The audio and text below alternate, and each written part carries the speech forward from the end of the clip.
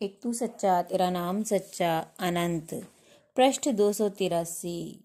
सतपुरुष बाबा फुलसंदे वाले कहते हैं, हे परमेश्वर, मैं ना किसी देवता को पुकारता हूँ ना किसी अन्य को।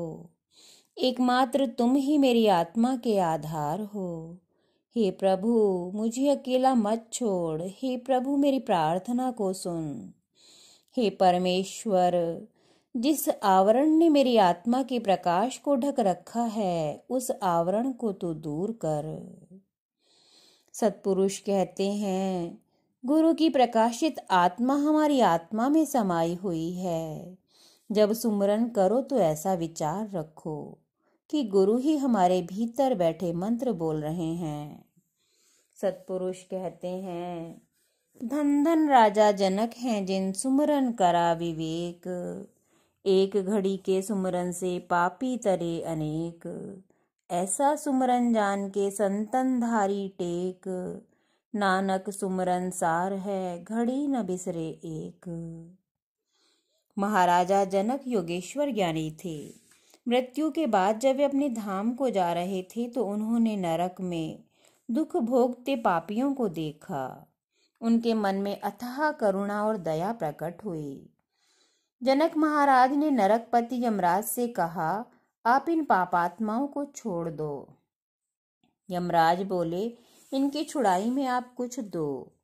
तब वहां पर राजा विदेह ने एक घड़ी तक सिमरन पारब्रह्म परमेश्वर का किया और उस एक घड़ी के इस सिमरन के फल को उन पाप आत्माओं को दिया। वे आत्माएं नरक के भयानक दुखों से छूट गई।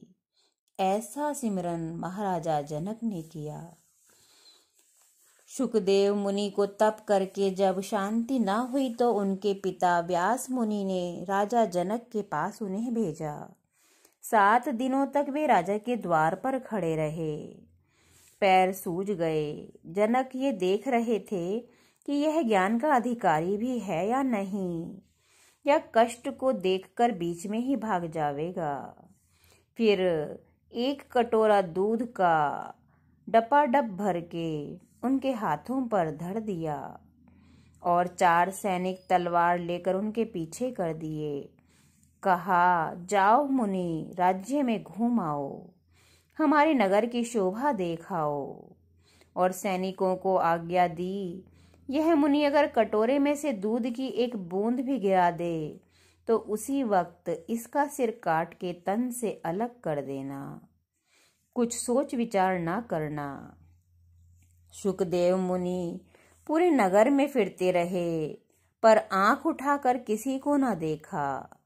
मृत्यु के भय से कटोरे में निगाह गड़ाए परमेश्वर का सिमरन करते रहे। जब लौटे राजा जनक बोले, आत्मा रूपी कटोरे में अडिग ध्यान लगाकर सिमरन परमेश्वर का करो।